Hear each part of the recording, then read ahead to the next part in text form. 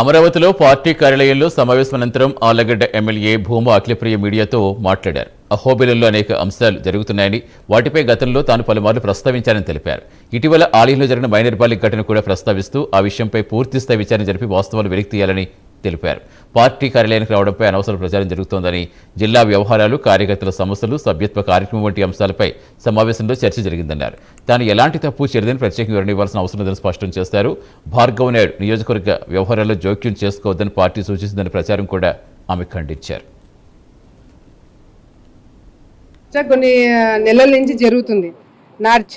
నా humble request ఏంటంటే, media మిత్రులకి ఏదైతే అహోబిలం గురించి తెలుసుకోవాలని ఇంట్రెస్ట్ ఉంటే ఒకసారి అహోబిలంకి రండి.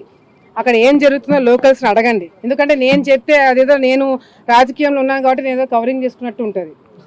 అహోబిలంలో ఏం జరుగుతుందంటే చాలా జరుగుతున్నాయి. ఒక ఉదాహరణ చెప్తా. అహోబిలంలో ఎప్పటికీ మాది వినిపిస్తుంది. గత 3 రోజుల క్రితం 3 days బ్యాక్ ఒక మైనర్ బాలికని అహోబిలం టెంపుల్లో ఒక వ్యక్తి రూమ్లోకి తీసుకెళ్లి బలవంతం చేయబోయినాడు. అది పేపర్లో కూడా వచ్చింది. కానీ ఎక్కడ కూడా దాని గురించి చర్చ జరగట్లేదు. ఎక్కడ ఏ మీడియా చూపెట్టట్లేదు. నేను నిన్న ప్రెస్ మీట్ పెట్టి చెప్పినా కూడా ఎవరు దాని గురించి పట్టించుకోవట్లేదు. సో అహోబిలంలో ఏం జరుగుతుంది అనేది నాకు మీరు చెప్పాలి. నేను చెప్పేవి చాలా ఉన్నాయి. అది ప్రెస్ మీట్ పెట్టి చాలా సందర్భాల్లో నేను చెప్పినా, కానీ ఎంక్వైరీ కూడా ఏ ఛానల్, ఏ మీడియా మిత్రులు ఎవరు కూడా చేయలేదు.